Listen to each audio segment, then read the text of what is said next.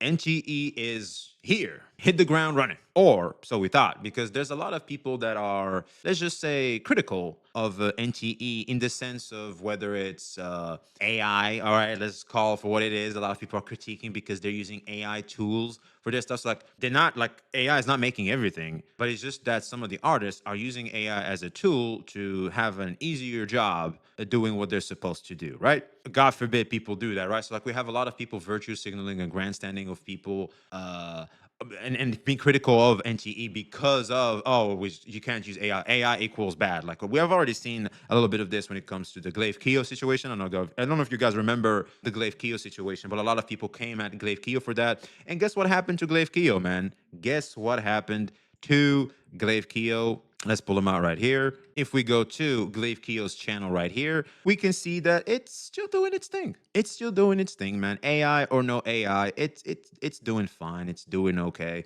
Most people don't necessarily care. They just want, some people enjoy slop, okay? Some people enjoy slop. It may not be for you, but don't sit there and try to grandstand, try to act like your farts don't smell, etc. It's fine. Like, people enjoy what they enjoy. Don't try to just shit on people for just enjoying what they enjoy. All right, like, it's fine. AI is here. You either deal with it or not. And guess what? Even Wua uses AI tools. Genshin uses AI tools. Everybody uses AI tools because AI is here. That's the technology that is being invested in the most by big corpos. So yeah, welcome to the new world. It is what it is. And so there's a lot more critiquing going on when it comes to the story, but we're not gonna go over that yet. The biggest critique I've seen, though, is people being reluctant. Is people being, let's just say, afraid of investing a lot of passion and a lot of emotion in NTE because this is the same studio that made Tower of Fantasy. And for those of you that don't know, Tower of Fantasy was marketed to be the Genshin Impact killer. You guys remember that shit? The Genshin Impact killer, man. That shit was huge back in the day. Even today, the Genshin killer comes up from time to time, and it started around when Tower of Fantasy was made. And let's just say it didn't work. That attempt at murder did not work. And because it did not work, a lot of people, Tower of Fantasy just flopped completely. It just died in the ground. It's not like Woo that's copied Genshin, improved upon, and it's still now, and it's now becoming its own thing. No.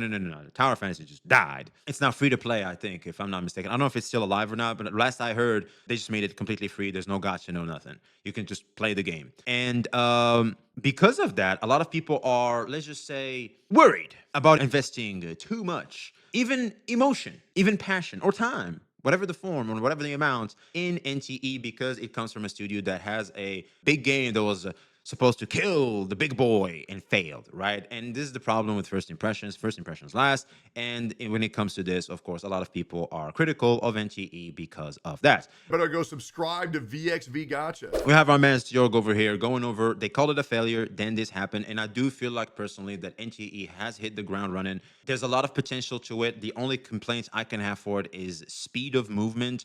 Smoothness from time to time can feel a little lackluster. And fuck Tagido. Just get rid of Tagido and the game is fixed. And I think apparently the devs already apologized for that in like a live stream or something like that. So yeah, that could be going on too, because I think we're going to see less Tagido in the future. I think Tagido is a miss in terms of a mascot. And devs are very responsive. They just already gave a 5-star selector. We're getting all these freebies going on. And it's just a good time, man. I think it's just a good time for NTE like to be in your roster of gachas. I think it's a solid pickup. It's a solid investment. I've been having a good time with it. So let's just watch what Stioorg has to say about this entire doomy sentiment about NTE. Sometimes I have to go out and touch grass, and in doing so, I can no longer play my favorite video games. Luckily, however, I have found the solution to just that. A huge point of concern mobile players have towards these new AAA video games is definitely whether or not they are even able to play them in their mobile device. And even if they are, the phone will overheat, lag, and stutter, and cannot run games steadily for a long time. Many players rely on cloud gaming services to be able to play their video games on their mobile device. However, most of these are not completely free. In contrast, however, StarDesk is 100% free for everyone. StarDesk is a powerful multi-platform multi-platform remote desktop app that enables you to stream your computer screen directly to your phone, available on Android, iOS, Mac, and Windows. The way you set it up is very easy. After installing StarDesk on both your phone and PC using the link in the description, launch the app on both devices and log in with the same Google account. Once you do that, your PC will show up on your phone screen. Press on the computer screen to enter your desktop or launch your game using the quick launch feature. Now, as you can see, I'm playing my PC game remotely using my phone. StarDesk opens a whole world of possibilities beyond just gaming. Download StarDesk today by using my link in the description box below. In 2022, a studio of 27-year-olds launched their first game, and it made $34 million in its first month. By That is a lot of money. month 3, they had lost 75% of that money. By the end of the year, players were calling it one of the biggest disasters in Gacha history. That game was Tower of Fantasy, and this video is not about that game, it's about what happened after. Basically, Tower of Fantasy PTSD. Most people in the Gacha community know the name Hotta Studio, but almost nobody knows the actual story of how they are. They were founded in 2018, a small team based out in China, a subsidiary of Perfect World Games. The average developer was 27-year-old. Most of them had never shipped an open world game before, and their first project was Tower of Fantasy, a full open world Gacha RPG designed to compete. God damn. Dude, this used to be one of my favorite characters. She's Galbarena. By the way, if you're wondering why Galbarena is so fine and does the whole shoot a gun with her legs, this is where it's from. This is where it's from, man. It's from this character in Tower of Fantasy. Because let's face it, Galbarena is this character. We all know it. We all know it. She even does the spinning attack. You guys know Galbarena does the spinning attack, like when she just starts shooting from above. She's the one that used to do that. So huge shout out to this character. I fucking love this character back in the day. Designed to compete directly with Genshin Impact, one of the hardest genres in gaming to get right. Think about that for a second. Your first game, your whole studio's existence on the line, and you decide to go head-to-head with the biggest gacha game on the planet, and not only that, make it an MMO game, which is Well, yeah, it makes sense. The reason why it makes sense because I'm either gonna go big or I'm gonna go home. Like, if I'm putting all this effort, I better swing over the fence. I mean, fuck. even a harder thing to do. That's either the most ambitious thing that you've ever had or the most reckless, and honestly, it might be both. Yes.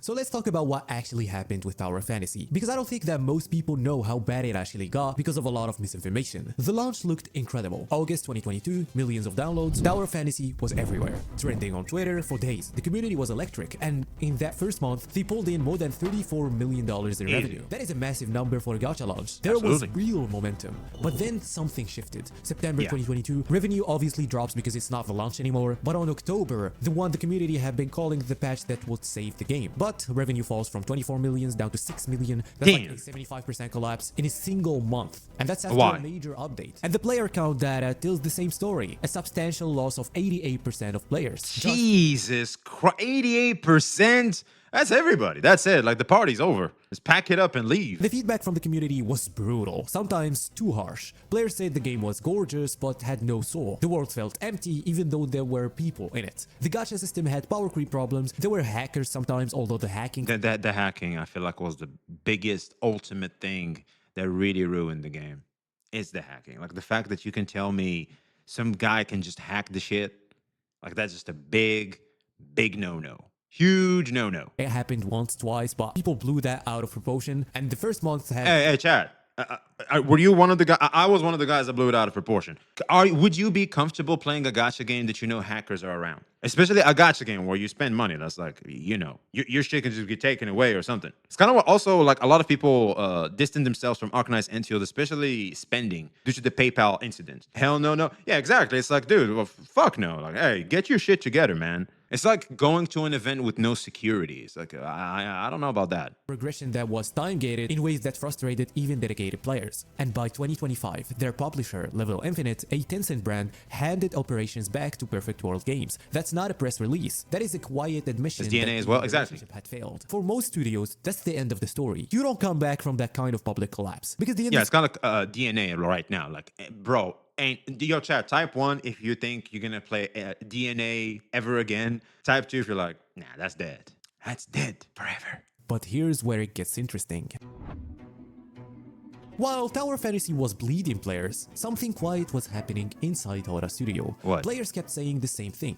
Not all of it was bad. There was one part of Tower Fantasy that people genuinely loved. A cyberpunk city called Miroria. A dense neon... True. This was a good part of the game. It really was good. lit urban environment, and the feedback was consistent. Miroria felt different. It felt alive. It felt like somewhere you actually wanted to be. I still love that place in Tower of Fantasy because I was one of the people that did stick with Tower of Fantasy not for a year or two, but actually 3 years. I did witness 1.0, 2.0, 3.0, and even 4.0. So I know how a place like Miroria was so good. And Hotta, Yeah, it was good. I played that too. Oh, I love these wings. in an interview with Unreal Engine's development team, that feedback became the foundation. By the way, the movement in Tower of Fantasy was so good. Like, you can hate on Tower of Fantasy as much as you want, but the jetpack, the especially like the wing, those red wings he just showed, man, you could just soar the sky. They just actually, I think Tower of Fantasy did flying before Wuwa, believe it or not. Like, you could just like fly to Kingdom Come.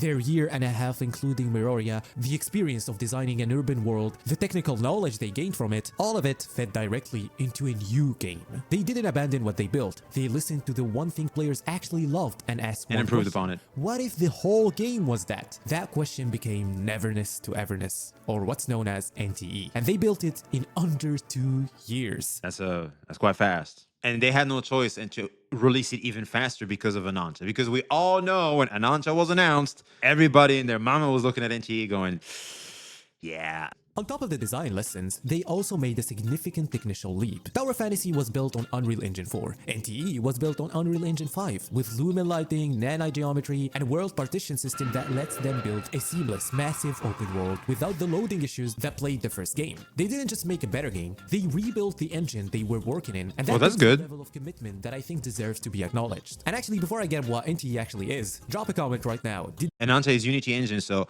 I think Unity Engine enables you to make your own engine. It's like the devs they mess with that and they make the engine that works best for themselves. Correct me if I'm wrong, because I'm still trying to understand this whole, all this technology and shit. You know what I mean? you play Tower Fantasy? And if you did, what made you quit? I'm curious on how many of you were actually there for the collapse, because I think there's more of you watching this. Well, it's just really the hacking slash. At some point, the game started to feel a little hollow, and it's just like, yeah, I don't know about this. Like, especially the hype died down, which I think played a huge part as well. It's like in the community, you don't see people talking about the game anymore. Like, you gotta look for the people that want the game, and I'll be honest, a lot of these games are pushing gamers to play them because of the hype around them, and it comes down also to people's wants to belong to like a community that's like playing the popular thing, if that makes any sense, instead of the rogue thing. And so because it lost the hype, the hypers, or like to call the type of player base like that, I like to call the hypers, yeah, those guys are just gonna drop the game. And those people, believe it or not, really, there's a certain emphasis into wanting to play the games they're in as well. Because, well, there's a lot more conversation about it, there's a lot more hype about it. It makes people want to belong in that particular conversation. Like the stream people, I appreciate you. YouTube chat, if you could, just drop a like, comment, subscribe. I'd really appreciate it.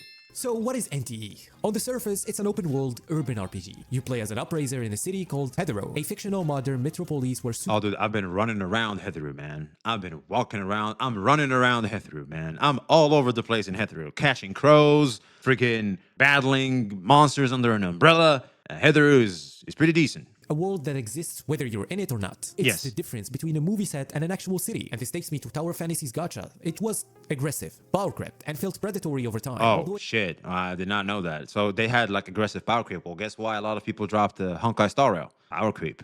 I think they fixed that since. I think HSR may have fixed that. I still got to try it by myself to see and verify whether that's true or not. But fact is, power creep really makes people quit. It had some things like not resetting the pity. But then NTE launched with what reviewers are calling one of the most generous F2P systems in the gacha space. Yeah, hands down, by far. Chat, type 1 if you agree, type 2 if you disagree. Gacha system in NTE is currently the best we have in the space in terms of AAA, big dog gacha games. Hands down, the best. There's always all kinds of surprises when you're playing it. I'm literally locked into that goddamn shit. I'm like, give me a 2, give me a 3. Fuck! God damn it! That, dude, it's so enjoyable. There's some level of immersion when it comes to the gacha. It's just so fucking good. Huge W to them. The in-game economy is fair. You can get real value from it without spending. Tower of Fantasy had combat and exploration, and they tried to implement a lot of other casual things like racing, driving that felt Racing doesn't feel the best. I'll be real, man. I need a controller. I might have to pull out my controller. Racing right now does not feel the best. I think the best way to fix it is to add a speeding button. I don't know, because like the only speeding button is like just the forward button. And it's just like, besides that, there's the brake. I feel like that we need like a turbo or something. And also, hear me out, in a turn, especially like in a big turn, you can do like a quick time event. Now that would be huge. That'd be huge. You can just go, you start turning. And then you turn, and you continue on. That'd be so cool. NTE gives you a driving system with customizable cars, a cafe you can manage, a home you can buy and decorate, side jobs like giving taxi rides to earn money, a 10-tier relationship system with I hate those, by the way. I tried doing one of those quests. I'm like, I get it. It's like the game is trying to tell me, hey, you can drive a car. Hey, oh, shit, you can drive a car. But it's like, I get it. But why the fuck do I have to park in this narrow ass street? And I don't even care about the side quest too. It's like, can I just skip this shit? I'm just trying to get to hunter level 15 so I can get more standard pulls and fucking continue the main story quest, because I can't unless I have this hunter level. Like, can I do that? I'd really appreciate it if I could. I don't know if you guys played that goddamn quest. Why Tower of Fantasy had the blueprint of that, they looked at what players thought in TOF and applied it better in NTE. NTE feels like Genshin, Wuthering Waves, ZZZ, The Sims, and part GTA. Exactly. Somehow, He said it. There it is. Genshin Impact in terms of aesthetic, in terms of looks, how it looks like. This looks like a lot like Genshin. Like, look at the characters. I mean, literally, look at the characters. They look Genshin Impacty to me. ZZZ in terms of the, oh, I'm about to hit you and you can dodge, and outro skilling in terms of Wua and a little bit of flashiness there. And of course GTA, because you can steal cars and stuff. The Sims, and part GTA. And somehow, instead of collapsing under the weight of all the systems, it holds together. Someone put it perfectly. NTE never feels aimless. It commits to what it's trying to be, and after Tower of Fantasy, which felt like a game that didn't know what it wanted to be, that commitment matters more than people realize. He makes a good point here. I never thought about it, but yeah, he makes a good point. Let's talk about what happened when NTE actually launched a few days ago. 35 million global pre-registrations before the game even came out. That's not just hype, that's a community that was paying attention. And on day one, NTE made $14 million, with the majority coming from PC and console. Holy! $14 million, but goddamn! That's a lot of money. And they didn't even finish the month. What the fuck happened with Gacha revenue, by the way? How much did they make on mobile? Remember, Tower of Fantasy made 34 million in its entire first month. NTE made that in a single day. The same studio, the same ambitions, 3 years of learning, a completely different result. That doesn't happen by accident. Now, I'm not going to stand here and tell you NTE is a perfect game, because it's not. The combat is the weakest part. It borrows heavily from Wuthering Waves and Zillow's on Zero. The parrying, the swapping, They have the best combat, because that's a smart thing to do, because ZZZ and Wua has the best combat right now, hands down. But they did apply the resistance and elemental resistance that SSR has, and the elemental reaction. I don't know how elemental reactions work yet, but I know they are there, which is great. And I think that is by far the best element of Genshin Impact's combat. Hands down, the reactions.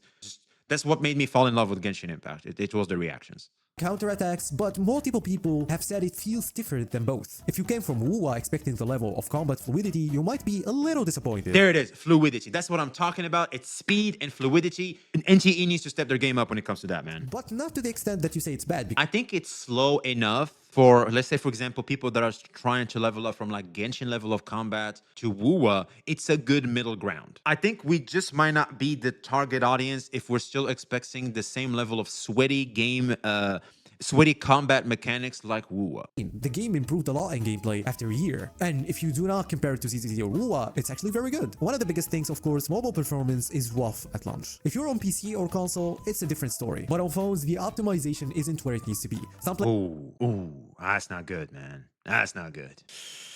Mobile players just keep catching L's. Well, there's a way to fix it.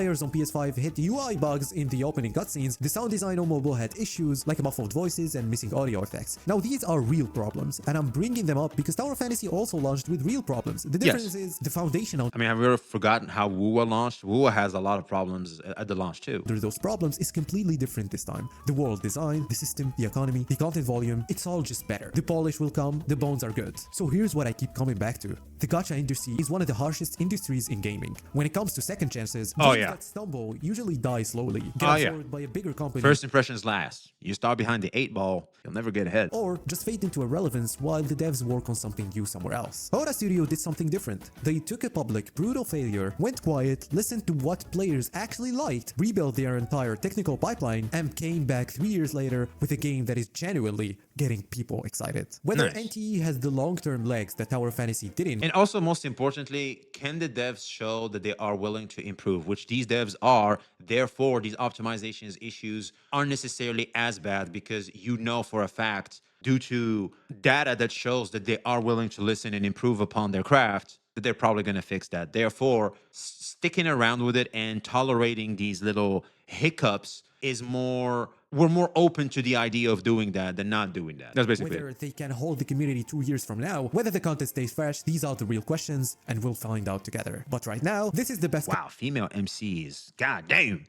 Comeback story in the gacha genre since Wuthering Waves. I picked the dude. I might have to switch. I think Hotta Studio deserves to have that acknowledgement. The question I want you to answer in the comments is this. Do studios deserve second chances? Because I think there's a real argument both ways. I mean, WUA literally was given a second chance. Some people still uninstalled, like my man earlier. He said, yeah, around Changli, that shit still wasn't fixed. I'm out. But for most, like me, for example, I stuck around. I'll be honest. Wuthering Waves 1.0 kind of sucked. Like it was good. Like I'll still give it an 8 out of 10. But there were clear flaws. Like there's obviously a lot of flaws with the game. And as we kept moving up, the story still wasn't really doing it. A lot of things just weren't doing it as much. And so yeah, it's like you have a decision to make. You're either gonna stick with it or not. And I stuck with it, and I'm happy to report that I do not regret doing that. Some people will say Tower of Fantasy was unforgivable, and NTE is just a distraction from that. Others will say this is exactly that is so. What? Let's hear that again. Let's hear that. Oh my God. Some people will say Tower of Fantasy was unforgivable, and NTE is just a distraction from that. What? Who gave? Oh, you made this. What? Okay, so Tower of Fantasy. This is like why it's hard for people that went to jail to why it's hard for them to come back to society. Oh, you made this crime this one time. Oh, what? You got convicted of some shit. Could be fake. Like he could have been falsely convicted or something. Oh, you have a criminal record. That's it. You're unforgivable. No, I just stole some shit from the supermarket, man. Like I was hungry maybe this one time. Like I was being a kid. I was being stupid. Like that's it. Like I'm better now. I'm doing better, right? Like clearly I'm showing I'm doing better. Oh no, that's it. It's over for you. Or you didn't cook me a good meal this one time. That's it. I'm never coming back to this restaurant. Yeah, sure, that's fine. But like, look at the rest of the clientele. Like sometimes that one meal had an issue with it. It's fine. Like you could come back the next time, etc. It's totally fine. That I'm pretty sure it happened to you guys. Like you go to your favorite restaurant. Sometimes they just make a mistake. So what? You just drop them immediately? No. Like a lot of the times, the things that are gonna come, and you look at the others, and you remember the times of the things they did good, makes you forgive some of the bad things, and you come back again. Others will say this is exactly what we should want from developers. That they listen, that they learn, and they come back better. I know which side. Exactly, there it is. I want to know where you stand. If you want to get early access to my content, or shoutouts like this for the members in the screen, make sure to join the channel under this video, and thank you so much for your support. See you. You better support that boy Stioorg right now, man. In the next one. Bye-bye. I love this ending.